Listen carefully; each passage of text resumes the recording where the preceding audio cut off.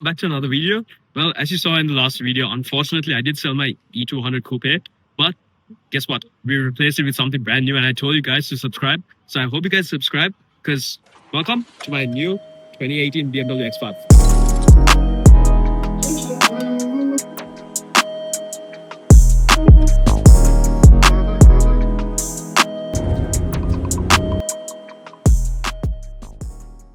Basically, this is the 2018 BMW X5 M Sport. So as you can see, it has a different front bumper. I'll put a picture of the luxury line. As you guys are currently seeing, the fog lights are a bit different, and M Sport is a lot more aggressive, which I personally prefer. The bonnet itself is pretty much similar across all X5s with the F15 series.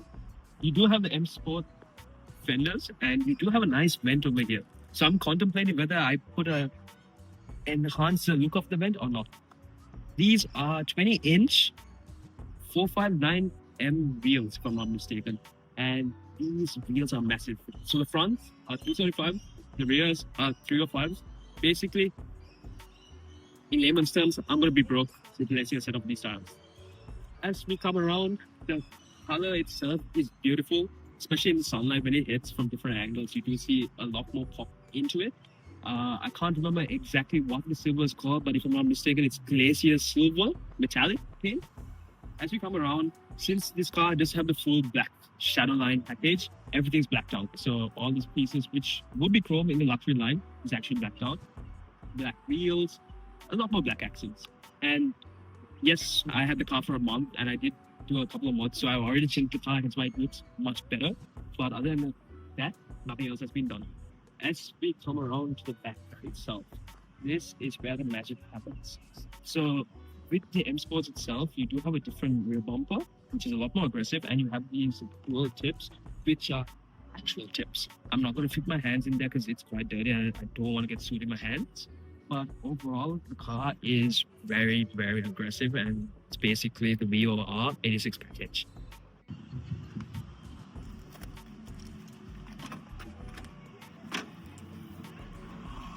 Alright, so this beast is actually an inline 6-cylinder. And because it's a diesel, it goes by the N57 engine code. So it produces roughly around 280 horsepower and 560 meters of torque.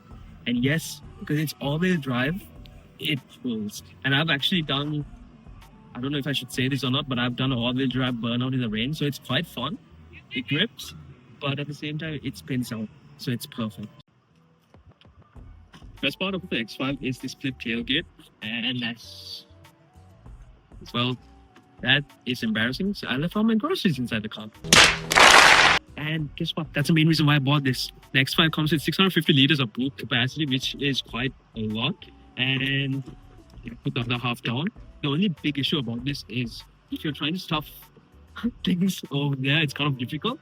But overall, you do have a lot of space. And this is the 8-seater variant. So, Gulmit, do you remember the time you went in the rear seat? 100%, bro. Can I have your opinion of the rear seat experience? It's very spacious. There's a lot of leg room. And I paid him to say that, by the way. No, but the great thing is you can feel the speed better. The speed that you were at. This guy's talking like I'm Max Verstappen, but I'm actually Lewis Hamilton right now, and I'm at my worst season ever. I'm just useless. So say again? I'm just useless. What's the worst advice you ever heard? Give up.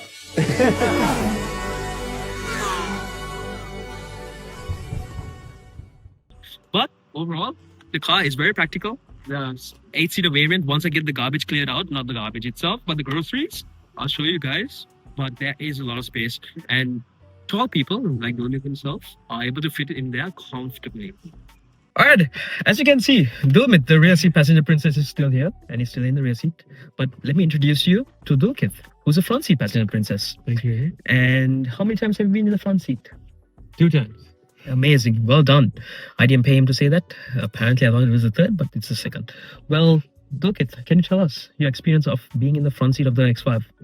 Yes, Vinuk. So there were 2 things I mainly noticed. I think the first thing was the comfort. It's very spacious. And the second thing was how stable it was. The driver was terrible, but overall it was very stable. especially at high speeds.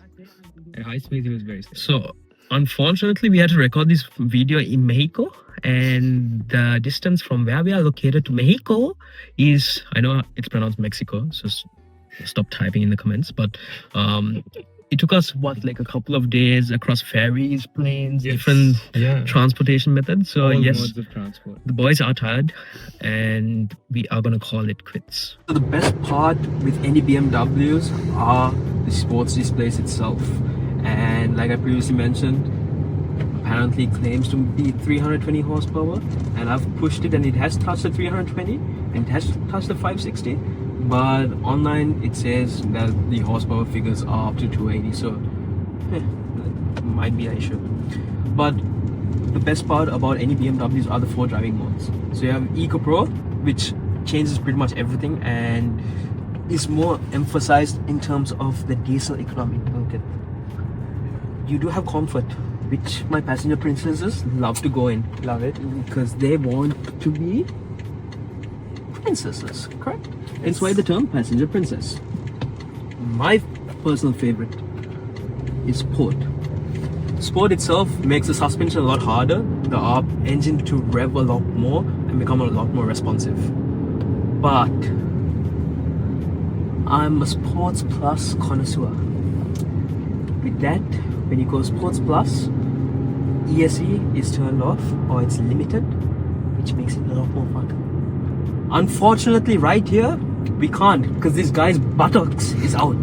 And yeah, I don't want to scare him and make him lose his pants. But we'll go to another stretch in Mexico. I'll do a flat out full send and you guys can understand the power of the car itself. But overall, the X5 is the perfect combination between comfort, sportiness, luxury. Oh, hello brother, it's M4.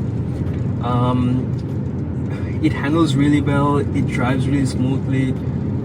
Everyone loves the car basically, and if you're in the market for one, I would highly suggest getting one.